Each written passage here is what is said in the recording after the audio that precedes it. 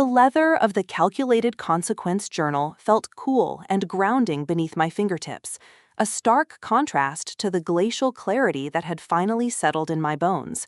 I didn't open it immediately. Instead, I stood before the floor-to-ceiling window of my skyline loft, watching the city below begin its relentless morning hum. For years, this view had been a source of quiet contemplation, a panoramic reminder of the world I had built for myself, brick by meticulous brick. Now, it felt like a vast, complex chessboard, and I, Marin Vance, was finally ready to make my first move. I am, or was, 35 years old. My 35th birthday, August 12, 2024, had passed in a silence so profound it was a statement in itself. No calls, no texts, not a single acknowledgement from the people for whom I had been the unwavering foundation, the silent well of resources and emotional labor for decades. I had long subscribed to the Vance clan's favorite mantra, blood is thicker than water, a convenient excuse that justified every extraction, every imposition, every casual disregard. But I was learning a new, colder truth. Some blood doesn't just bind, it clots, suffocating everything in its path. The true catalyst arrived the next morning, August 13th. The tranquil, minimalistic peace of my apartment was shattered not by a sound, but by the cold, impersonal glow of my phone screen. It was the Jubilee text from Rhiannon Vance, my 58-year-old mother, the family's master puppeteer. Her perpetually pleasant smile was a work of art, a beautiful mask for a calculating core that orchestrated our lives with unnerving finesse. The text was not a belated birthday wish. It was a curt, unapologetic demand. A significant contribution was expected for the Vance Clan Jubilee Fund account. The money was for a 75th anniversary party for my grandparents, a party I hadn't been consulted on, let alone genuinely invited to. It wasn't a storm of anger that filled the room. Anger is a wildfire, consuming everything, including the one who wields it. What I felt was colder, sharper, like a surgical blade. It was the absolute, undeniable truth of my role in their lives. I was a utility, a convenience, a bottomless well from which they drew without ever considering the source.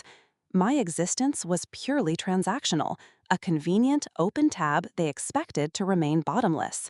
The final straw hadn't just bent, it had snapped with the clean, sharp sound of finality.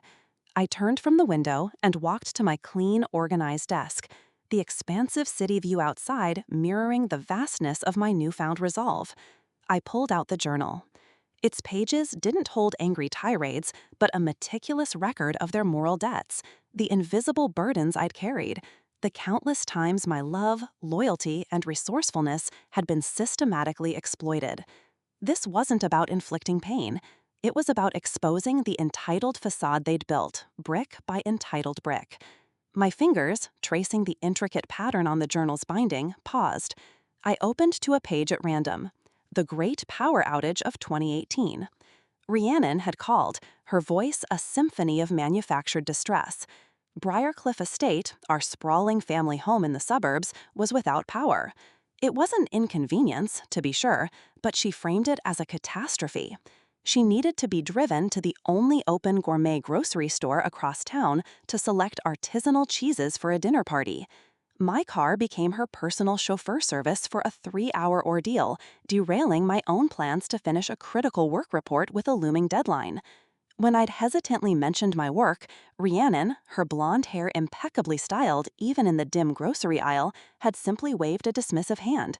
"Oh, Marin, you always manage. You're so resourceful. What would I do without you?" There was no offer of gas money, no thanks for the lost time, just the serene expectation of my immediate availability. My resourcefulness was simply another commodity for her to consume. In the journal, the entry was clinical. Rhiannon, expectation of free labor/transport for non-essential needs, ignoring personal obligations. Value extracted, 3 hours, 1/4 tank gas, professional stress. Moral debt, complete disregard for my time and priorities. I flipped a few more pages. Clara's crisis, April 2021. My older sister Clara had called me in a spiral of hysterics, convinced her boyfriend, Marcus, was about to leave her. I had immediately canceled my own plans, a rare dinner with friends I hadn't seen in months, and spent the entire weekend cocooned in her small Silver Lake apartment. I was her therapist, her chef, her emotional support animal. I talked her through her anxieties, made her elaborate meals she barely touched, and held her as she cried. By Monday, Marcus had proposed. Clara, suddenly radiant, forgot my existence. She didn't call to say thank you. Her text announcing the engagement to the family group chat didn't mention my name, my presence, or the 48 hours of my life I had sacrificed for her crisis. The journal entry was just as stark. Clara, emotional leaching, immediate discard post-resolution. Value extracted, 48 hours, significant emotional energy, canceled personal life. Moral debt, treating my empathy as a disposable utility. Then there was my cousin Jasper. A few years back, he'd called in a panic, tangled in a mess with an aggressive car dealership. He needed $5,000 by the end of the day, or his credit would be ruined. My emergency fund, meticulously built over years, was my sanctuary, my safety net. But Jasper was family. I'd transferred the money on his sworn promise to repay me within 6 months. 6 months became a year, then 2. When I gently reminded him, he'd laughed it off. "Marin, it's family. We help each other out. Don't worry, you'll get it back. Someday." That someday never materialized. The salt in the wound came at Christmas, when Rhiannon praised Jasper in front of the entire family for his financial savvy after he'd purchased a new boat. The journal noted, Jasper, financial exploitation, casual disregard for repayment. Value extracted, $5,000, trust, peace of mind. Moral debt, disrespect for financial boundaries, presumption of unlimited personal resources. The journal was filled with these entries, each a quiet testament to a truth I could no longer ignore. My quiet, calculated reclaiming had officially begun. They would not see me as a villain. They would simply be forced to confront the void I left, the echoing silence where the open tab used to be. My revenge wasn't about destruction, it was about deconstruction. I closed the journal, the resolution hardening in my chest like cement. The immediate issue was Rhiannon's Jubilee Fund. 3 months until the party on November 9th. 3 months to set the stage. My phone vibrated on the desk, Rhiannon's name glowing on the screen. It was her typical mid-morning check-in, a call I now heard with chillingly perfect clarity. My breath evened, my heart rate was steady. I picked up, ready to lay the first brick. "Marin, darling, how are you this glorious morning?" Rhiannon's voice, as polished and pleasant as her impeccable public persona, flowed through the receiver. It was the voice of someone utterly convinced of her own charm, a charm that had, for 35 years, conveniently deflected any hint of accountability. "Good morning, Rhiannon," I replied. My voice was calm, steady, and, most importantly, stripped of the usual eagerness to please that she had come to expect. A small, almost imperceptible pause on her end confirmed she noticed the shift. "Wonderful, wonderful," she chirped, recovering instantly. "Listen, I was just going over the Jubilee Fund contributions. It's quite the undertaking, you know. Your grandparents deserve the absolute best, of course. A 75th anniversary, can you imagine? So rare these days." She paused, baiting the hook, expecting me to affirm the sentiment, to share in the manufactured awe. I gave her only silence, letting it stretch, forcing her to continue her monologue. "Anyway," she went on, a fraction less breezy, "I was looking at your usual contribution. You're always so generous, Marin, a real lifesaver for these events.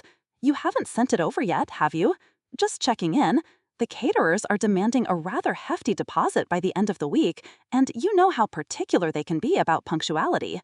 There it was, the casual presumption of my usual contribution. The expectation of payment, not an invitation to discuss. The subtle, manipulative pressure of the caterer's deposit. It was a masterful, if utterly transparent, performance. "Rhiannon," I began, my voice still even, "about the Jubilee Fund. I appreciate you reaching out. I did receive your text yesterday morning." I paused, letting the memory of her impersonal demand hang between us. I was quite surprised by it, actually. A slight shift in her tone, a tightening that only a seasoned observer would catch. Surprised, darling? Why, it's just like we do for every major family event. Everyone contributes. It's how we make these things happen. It's for Grandma and Grandpa. Her voice took on a slightly wounded, martyred edge, the first tool she always reached for when faced with resistance. I understand that it's for them, I said, keeping my tone matter-of-fact, as if discussing a business proposal. However, I wasn't consulted on the party's scale, the budget, or even the date before being presented with a demand for a significant sum. Nor was I invited as a guest in the traditional sense. I was solicited as a contributor. I articulated it simply, factually, which, of course, is all it ever was for them.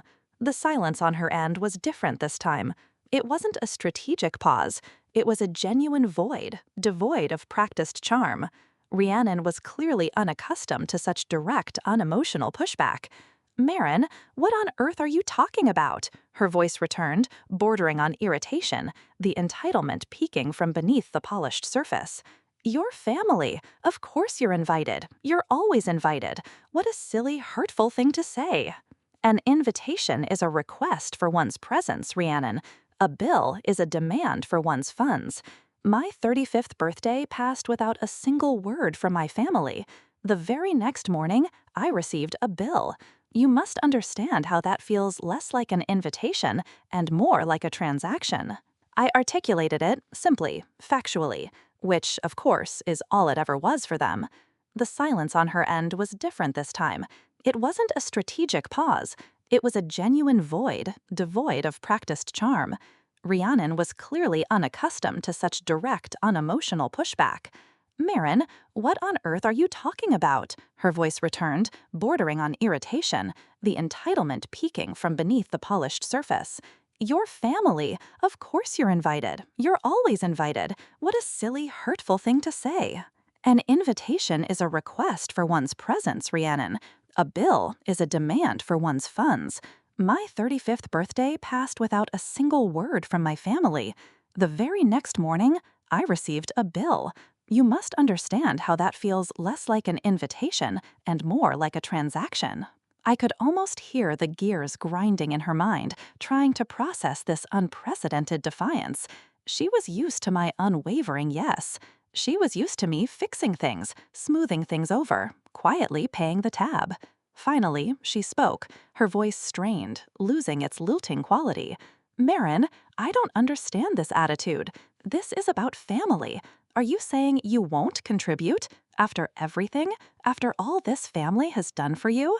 The unveiled threat, the implication of my deep ingratitude, was classic Rhiannon. It was her checkmate move. "I'm saying," I countered, my voice still cool, "that my contributions, past and present, financial and otherwise, are significant and have been largely unacknowledged. I am simply requesting a shift in how these matters are approached. For future family events, I would appreciate being consulted as a family member, not simply levied as a bank." I deliberately avoided giving a direct no to the contribution, for now. This wasn't about winning a single battle. It was about changing the entire dynamic of the war. It was about making them feel the shift, slowly, surely. "Well, I suppose we can discuss that later," she stammered, clearly flustered and desperate to regain control. "But about the Jubilee Fund, the caterers, Marin, they really are quite firm. We need that deposit."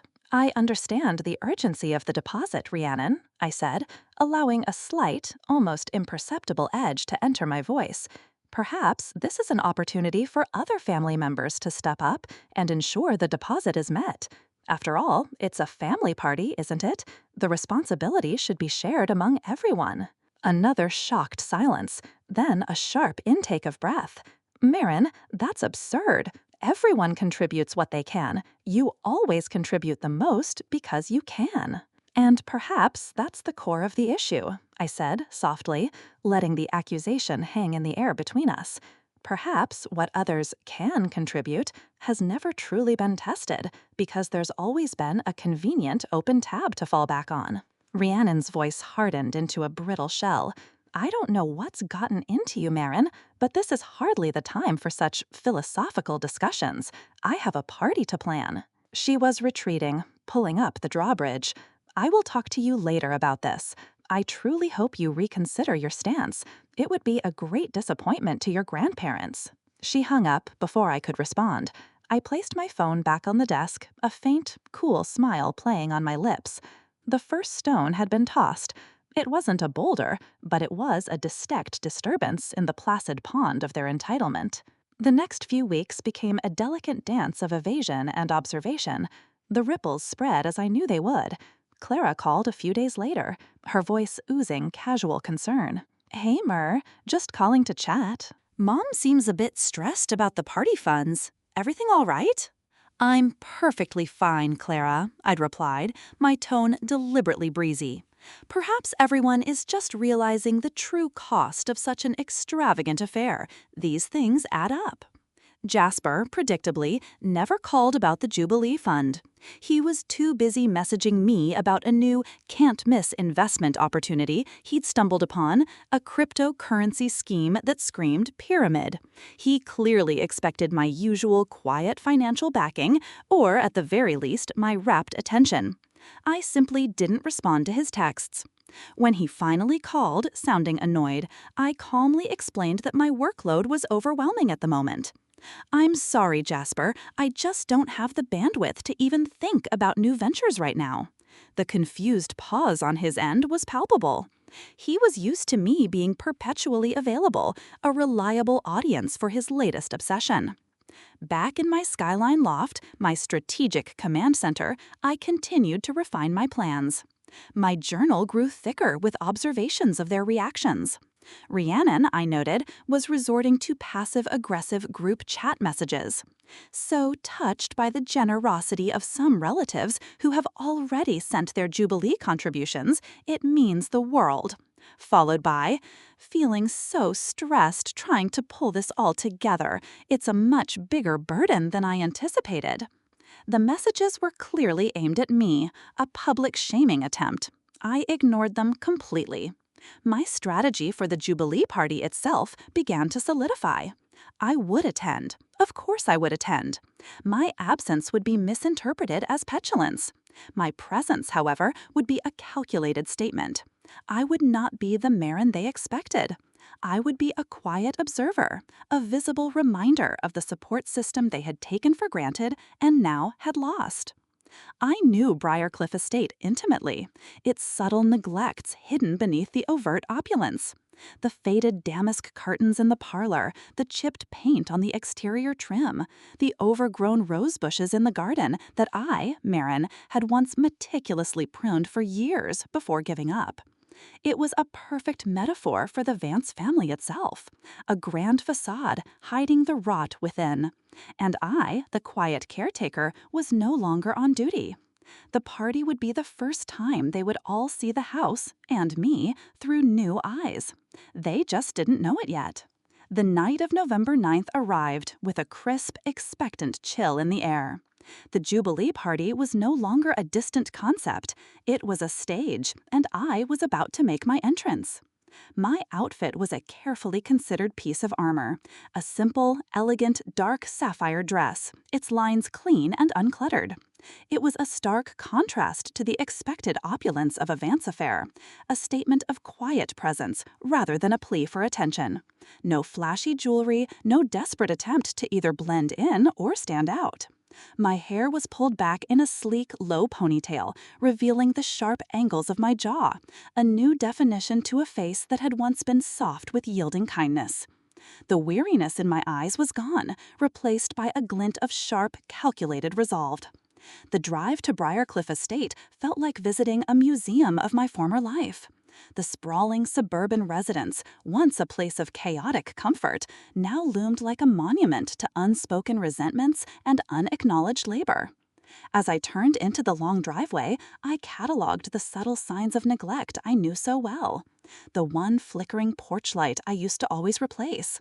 The slightly askew mailbox I had straightened 100 times. The once vibrant flower beds, now a tangled mess of weeds.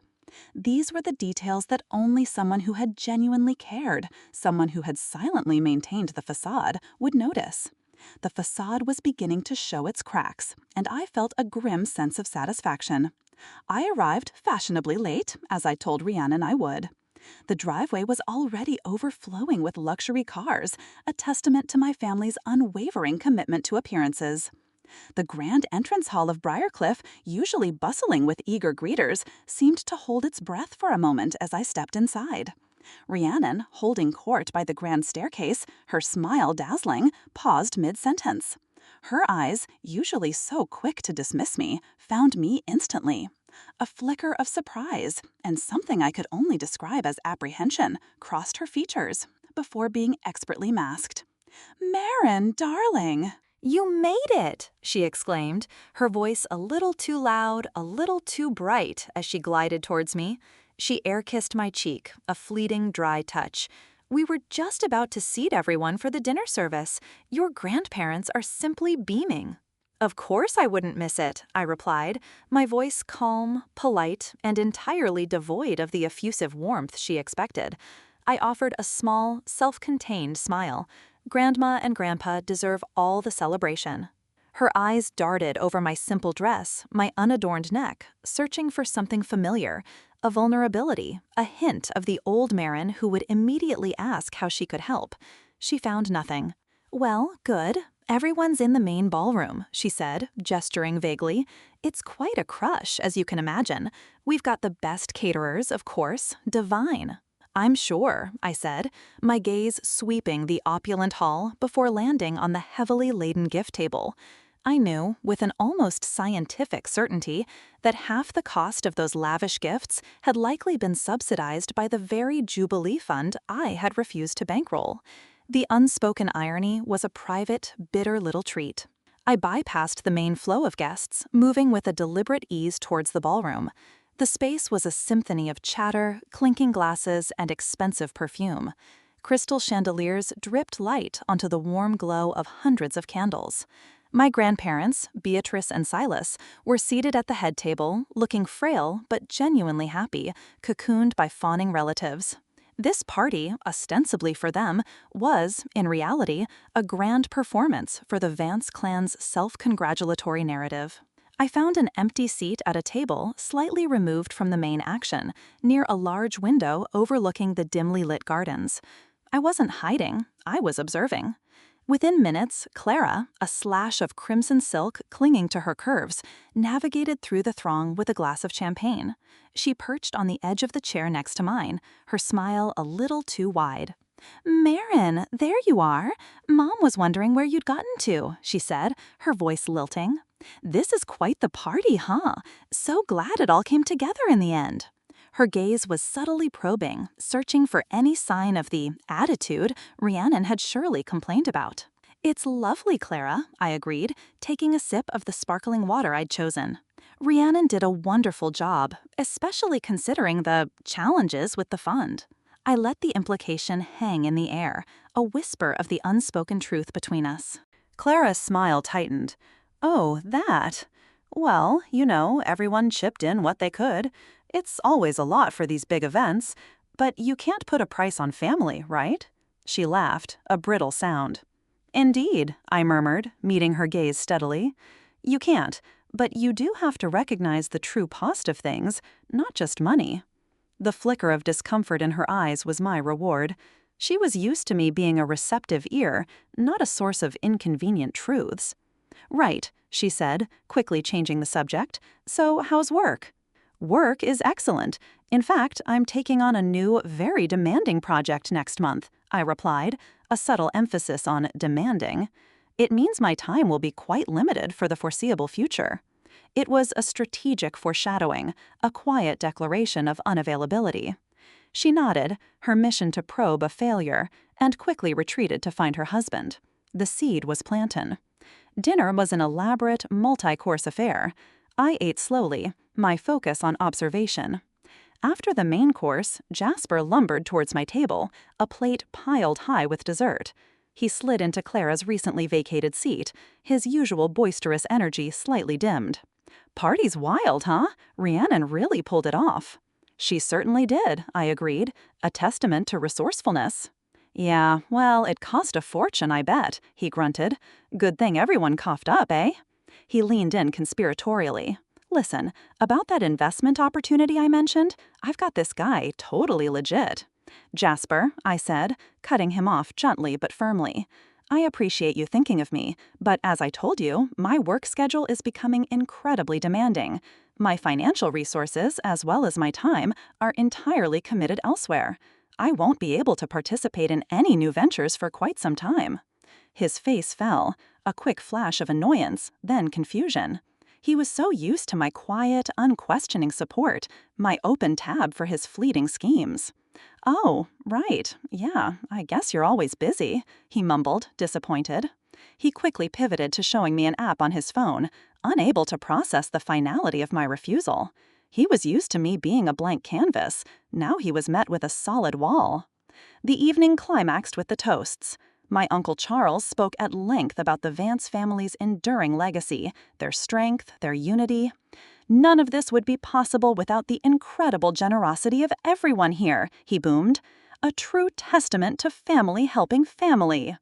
Rhiannon, standing beside him, beamed, but her eyes, scanning the room, landed on me for a fraction of a second too long. I met her gaze with a slight, knowing tilt of my head. The unspoken message hung in the air. You say everyone, but we both know who has truly borne the brunt.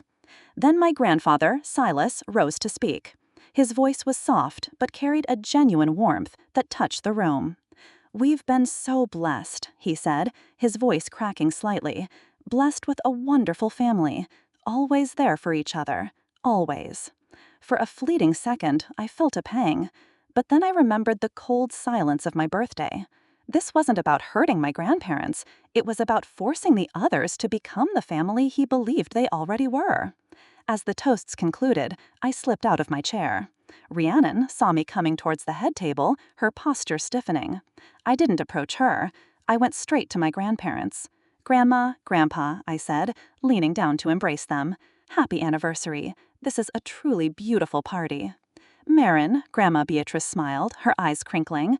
"So glad you could make it. We barely see you anymore." "I have been busy, Grandma," I admitted softly, "but I wouldn't have missed this." I squeezed her hand, then turned my body slightly, ensuring Rhiannon, now hovering a few feet away, could hear me clearly.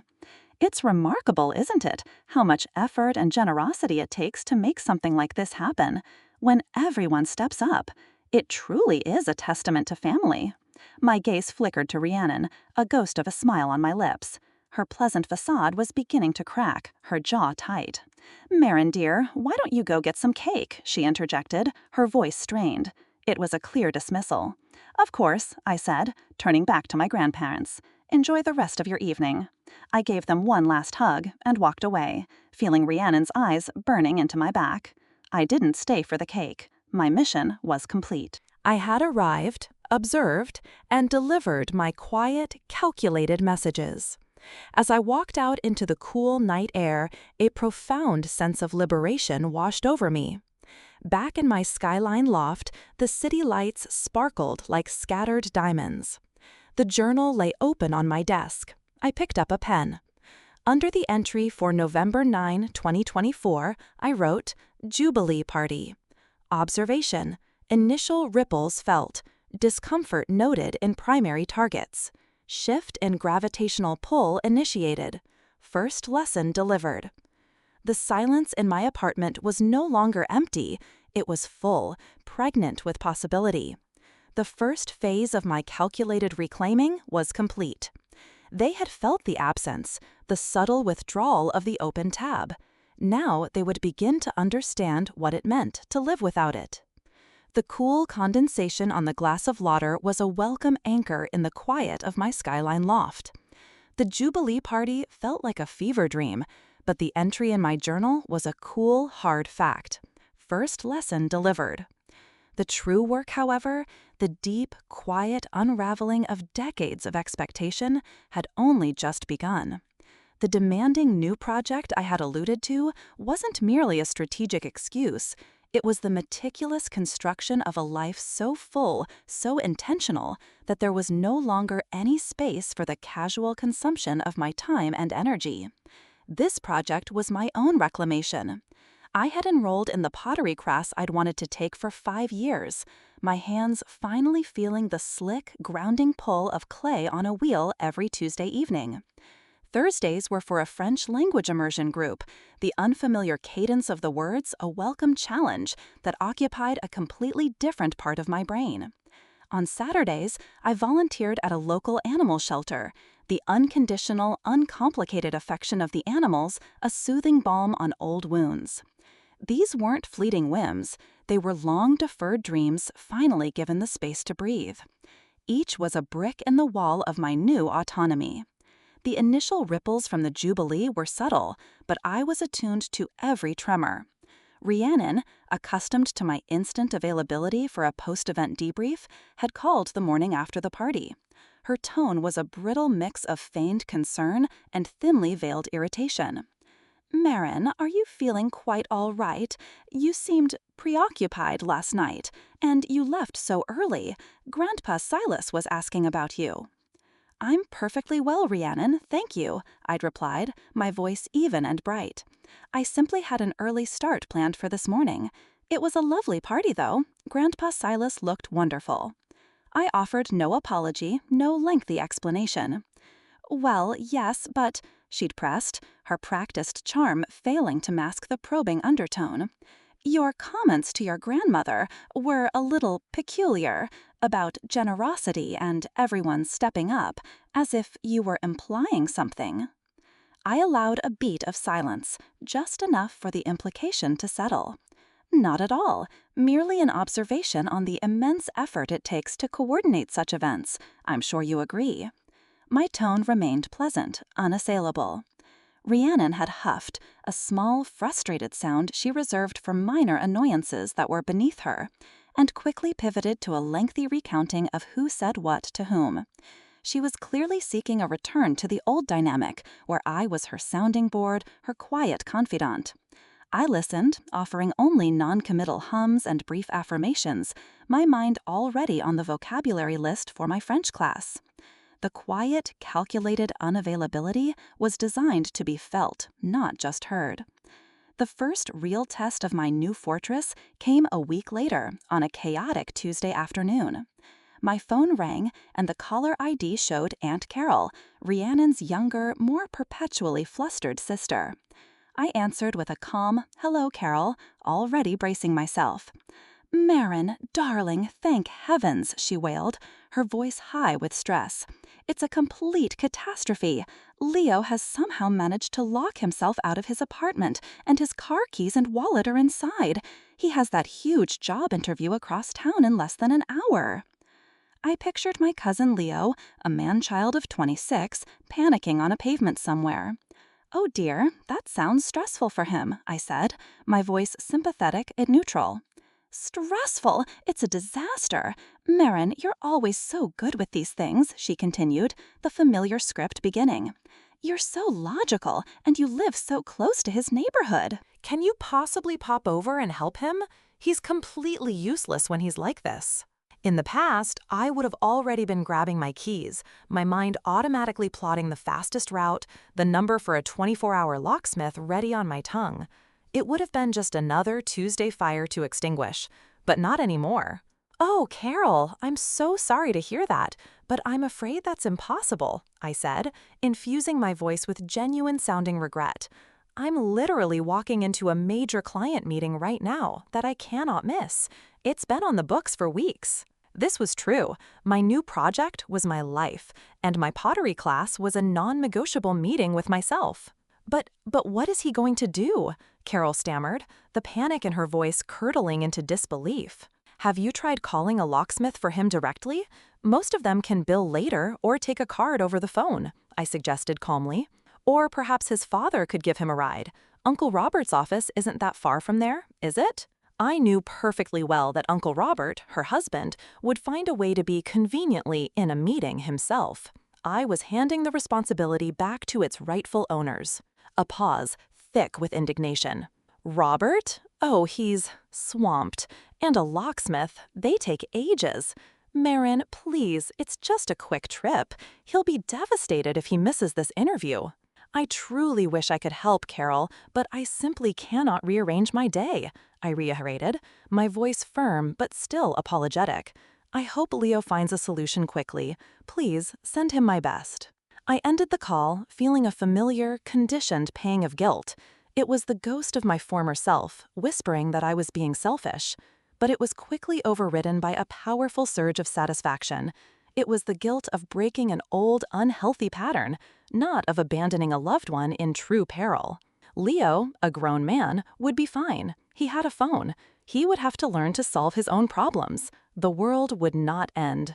Thanksgiving approached, a holiday usually so rife with my invisible labor that I felt more like a caterer than a guest. For years, I had been the one to create the master spreadsheet for the meal, coordinating who brought what dish, ensuring dietary restrictions were met, and running last-minute errands for forgotten ingredients. This year, I made no such offers. The silence was deafening, at least to me. Finally, 2 weeks before the day, Rhiannon called. "Marin, dear, about Thanksgiving," she began, her tone casual. "I've been so busy with the charity gala preparations, and you know how your father is about his specific brand of sausage for the stuffing. Could you just take a look at the guest list and make sure we have enough seating? And perhaps call around about the organic cranberries? They were impossible to find last year, remember?" It was not a request, but a directive, subtly disguised as a collaborative effort. "Rhiannon, I'd love to, but as I've mentioned, my new project is incredibly demanding," I said, letting a hint of genuine weariness, born of actual work, not family burden, enter my voice. "I'm afraid I won't have the bandwidth for any organizational tasks this year. My focus needs to be entirely on my professional commitments through the end of the quarter. I'll be happy to bring a dessert, of course. Just let me know what you'd like." Another huff crackled over the line. "Well, that's rather unhelpful, Marin. It's family, and Thanksgiving is a major production." Her voice held an edge, a hint of the raw entitlement that was now starting to rub against the unyielding grain of my resolve. "Who else is going to do it? Your father is useless with details, and Clara is completely overwhelmed with Marcus's new business venture." "I'm sure someone will step up, Rhiannon," I replied calmly. "Or perhaps the production can be simplified this year. Either way, it's an opportunity for others to take on more responsibility. I'm just not available for it." I could almost hear her jaw clench through the phone. The conversation ended curtly. The days leading up to Thanksgiving were unusually, blissfully quiet. No panicked texts about seating charts, no desperate calls about a shortage of serving dishes. It was unnerving, yet liberating. The void I had created was holding. Now I just had to see what would rush in to fill it. Thanksgiving Day arrived, cold and crisp. I drove to Briarcliff Estate with none of my usual anxiety. In my passenger seat was a single, perfect homemade apple pie, a new recipe I'd spent a Sunday afternoon perfecting. It was a simple, delicious offering, and nothing more. I was not a co-host, a crisis manager, or a logistical expert. I was a guest, arriving with a dessert. The thought was so novel, it was almost thrilling. The moment I walked through the door, I could feel the difference. The house, usually buzzing with the frantic but controlled energy of pre-meal chaos, felt subdued, off-key. The usual array of mismatched folding chairs, which I typically sourced from the dusty attic, was absent. The grand dining room table, while still impressive, looked slightly less laden than usual, with noticeable gaps where platters should have been. And over the scent of turkey and sage, there was a faint, acrid smell of something a little overcooked. Rhiannon greeted me at the door, her smile tighter than a drumhead, a faint, blotchy flush on her cheeks. Her meticulously styled hair, her pride and joy, had a few stray strands breaking free near her temple. "Marin, you're here," she said, her voice lacking its usual buoyant nullity. "Happy Thanksgiving." "Happy Thanksgiving, Rhiannon," I said warmly, offering the pie. "This smells delicious." "Oh, lovely. Just put it on the counter in the kitchen, would you?" she said, waving vaguely towards the back of the house, her eyes already scanning the living room where guests were awkwardly mingling. "Try to find a seat. It's a bit scattered today." I saw the subtle signs of her unraveling everywhere. A coat draped haphazardly over a banister instead of being neatly hung in the closet, a stack of dirty appetizer plates on a side table that hadn't been cleared. Uncle Robert trying and failing to open a bottle of wine with a broken corkscrew. These were small things, but they were significant in a house where Rhiannon prided herself on absolute, effortless perfection. The effort, it turned out, had never been hers alone. During the meal, the conversation was strained. The lack of my usual buffer and fixer presence meant the usual undercurrent of family squabbles rose to the surface. Uncle Charles complained loudly, and to no one in particular, about the conspicuous lack of cranberry sauce. "I was told someone was in charge of that," Rhiannon snapped back, her voice sharp. Aunt Carol lamented that the gravy was watery, and Clara, sitting opposite me, muttered under her breath about Marcus forgetting to pick up the extra dinner napkins. I sat quietly, observing it all. I contributed to general conversations, asked my cousins about their jobs, and complimented Aunt Carol on her mashed potatoes. I offered no solutions, no commiserations, no offers to run to the store for cranberries. I was a guest, fully and completely, and the experience was surreal. Later, as the meal wound down into a landscape of picked-over dishes and half-empty wine glasses, Rhiannon cornered me by the fireplace. Her public smile was gone, replaced by a look of grim determination. "Marin," she began, her voice low and urgent, "I need to talk to you about something important, something personal." I raised an eyebrow, maintaining a neutral expression, as I turned to face her. "Of course, Rhiannon, what is it?" It's about your father," she said, her gaze flickering nervously towards him as he held court in the other room. "His brother, your Uncle Edward, is planning a rather large golf trip to Scotland next spring.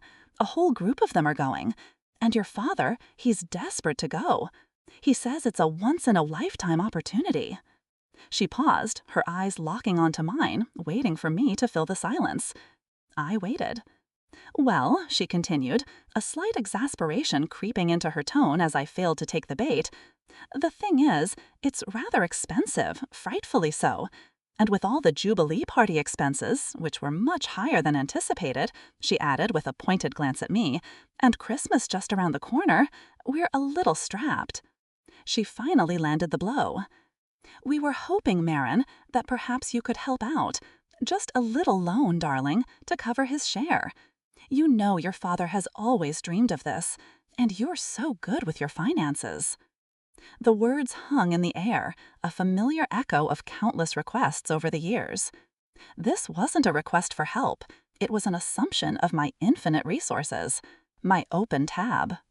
"Rhiannon," I began, my voice gentle but firm as a steel rod. "I understand your father's desire to go. It sounds like a wonderful trip." I paused, letting my empathy register, before delivering the boundary. "However, as I've mentioned repeatedly, my financial resources are currently entirely committed. I'm focused on my professional growth and several long-term personal investments. I'm afraid I simply don't have any liquid funds available for a loan of that size, not for the foreseeable future. My financial priority right now is building my own future." Her face stiffened, the pleasant facade cracking further. Disbelief warred with indignation in her eyes. "But Marin, it's your father. It's family. Surely you can make an exception for something so important." Her voice rose slightly, an undercurrent of panic creeping in. "He'll be heartbroken. He'll never forgive us if he misses this." "Rhiannon, I truly sympathize with the situation, but my position remains unchanged," I said, meeting her gaze steadily. My heart was pounding, but my voice didn't waver. "Perhaps your father could look into other financing options. Or perhaps Clara and Jasper could contribute. Or, if it's truly a once-in-a-lifetime trip, perhaps he could begin saving for it, or scale back on other expenses." The suggestions were logical, but to her they were insults. The Vance way was to rely on the Marin tab. You're being utterly unreasonable, Marin," she finally spat out, her voice barely a whisper, laced with genuine venomous anger. "After everything we've done for you, everything this family has given you, to deny your own father a dream like this?" I let her accusation hang in the silent space between us for a moment before I responded. I smiled, a small, sad, knowing smile. "And what exactly have you given me, Rhiannon?" My voice was quiet, almost conversational, but the words were surgical. She recoiled as if I had physically struck her. Her eyes widened, a flicker of something akin to fear mixing with the indignation. "How dare you?" she hissed, her voice trembling with a rage she could no longer contain. "You're just being cruel, Marin. You've changed, Marin. I don't even know who you are anymore." "Perhaps," I conceded, my gaze unwavering. "Or perhaps, for the first time, I am exactly myself. And I am simply choosing to acknowledge the true value of my time, my resources, and my emotional energy. It isn't about being cruel, Rhiannon. It's about being fair. It's about finally balancing a ledger that has been lopsided for a very long time." She stared at me, speechless, her perfect composure shattered into a million pieces.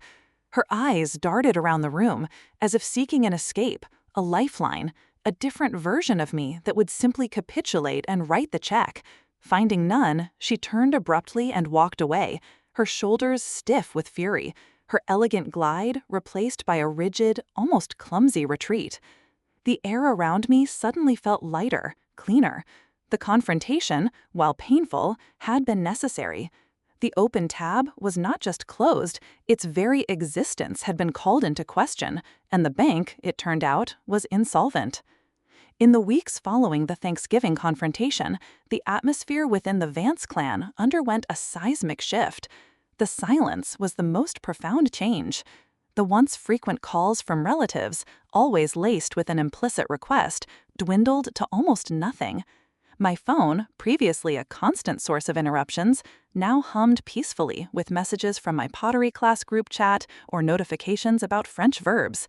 It was a strange, peaceful quiet, the sound of a long-held fever finally breaking.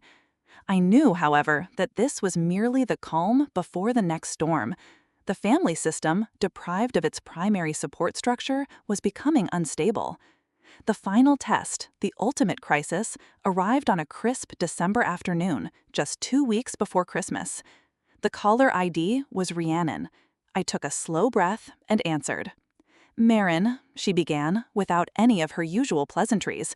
Her voice was thin, strained, and vibrating with a genuine panic I hadn't heard in years. "It's the Christmas party. The caterers. They canceled. Their head chef has a family emergency. They've canceled completely." The annual Vance Christmas party was legendary, a cornerstone of their social standing and Rhiannon's crowning achievement each year. A cancellation of this magnitude was a social catastrophe. In the past, I would have immediately launched into crisis management mode, calling every caterer in the city, brainstorming alternative menus, probably offering to cook a significant portion of the meal myself. "That sounds incredibly stressful, Rhiannon," I said, my tone carefully calibrated to be sympathetic but not enabling. "I'm truly sorry to hear that." "Sorry? Marin, it's a nightmare. No one else is available on such short notice. I've called a dozen places. I don't know what to do." Her voice was on the verge of tears. "Have you tried reaching out to any of the other family members for help?" I asked, already knowing the answer. "They're all busy," she wailed, the irony apparently lost on her. "Clara said she has to go on a last-minute business trip with Marcus, and Carol is overcommitted with volunteering at the church. Everyone is just unavailable." The word hung in the air between us. Unavailable. They had learned the magic word from me, though they only used it for their own convenience, not for genuine self-preservation. "I understand it's a difficult situation," I said. There was a long pause as she waited, waiting for the old Marin to break through and save her. I delivered the finality with a soft, unwavering voice. "However, my schedule is completely booked through the new year, Rhiannon. This project demands my full attention, and I simply don't have a single spare moment to devote to it. I'm afraid you'll have to find another solution. I'm sure you're resourceful enough." Silence stretched on the line, punctuated only by her ragged breathing. It was the sound of a woman who had never truly had to solve her own problems, who had always had an invisible hand guiding her, a silent force anticipating and neutralizing every crisis. "But, But who will do it? She finally whispered, the raw vulnerability in her voice striking, unsettling.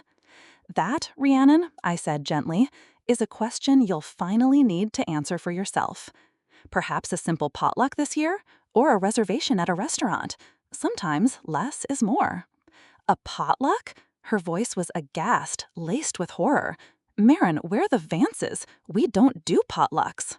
Then perhaps you'll find another way to manage, as I'm sure you will. I do wish you the best of luck with it. I look forward to seeing what you come up with. I ended the call, feeling the profound weight of the moment. This wasn't about a Christmas party. It was about forcing a queen to learn how to manage a kingdom she had only ever ruled ceremonially. The facade of effortless opulence was cracking under the strain of genuine logistical need and the absence of her unacknowledged prime minister. A week later, a formal, slightly terse email arrived from Rhiannon. The Christmas party, it stated, would be held in a private room at a local country club, a last-minute booking that had clearly come at a significant, non-negotiable premium.